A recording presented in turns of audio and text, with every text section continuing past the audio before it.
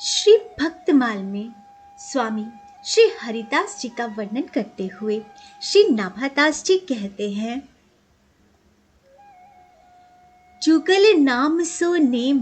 जपत नित कुंज बिहारी, अवलोकत रही केली सखी सुख के अधिकारी,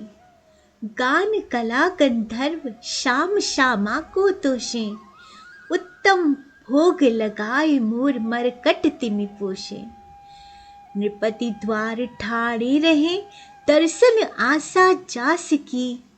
श्री आसु धीर उद्योत कर रसिक छाप हरिदास की। नाभा जी कह रहे हैं कि श्री स्वामी हरिदास जी का अटल नियम था कि युगल नाम के चिंतन में सदा रहते थे एवं श्यामा कुंज बिहारी को नित्य ही प्रेम से लाड लड़ाते रहते थे। वे नित्य ही श्री राधा और बांके बिहारी की परम अंतरंग केली का ही सदा अवलोकन करते रहते थे एवं श्री राधा की सखी भाव से रस का पान करते थे। संगीत में उनकी अद्भुत सिद्धि ऐसी थी कि उनके गायन से युगल सरकार परम तृप्त होते और गान कला में अति निपुण स्वर्गीय गंधर्व भी उनके सामने तुच्छ प्रतीत होते थे। वे प्रतिदिन विविध प्रकार के भोग अर्पित करते और उनका प्रसाद प्रेम पूर्वक वृंदावन के मोर, बंदर और जलचर जीवों को भी वितरित करते थे।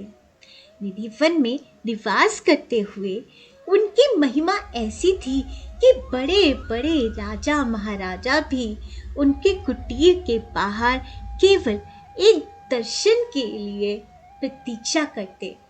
श्री आशुधीर जी की पावन परंपरा की गरिमा को उजागर करते हुए स्वामी श्री हरिदास जी समस्त रसिकों के चूड़ामणि हैं। वो श्री राधा और बांके बिहारी की प्रेम रस के सर्वोच्च आचार्य हैं। कहा गया है, जो त्रिय होई न हरि की दासी, कीजे कहा रूप गुण सुंदर, नाहिन श्याम उपासी, तो दासी कड़िका समझानो, दुष्ट रांद मसवासी, निस्दिन अपनो अंजन मंजन, करत विषय की राशि, परमारथ स्वप्ने नहीं जानत, अंध बंदी जमपासी। कहा गया है कि यदि ये तीन रसिक शिरोमणि स्वामी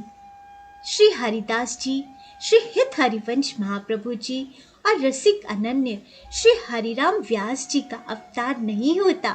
तो वृंदावन का माधुर्य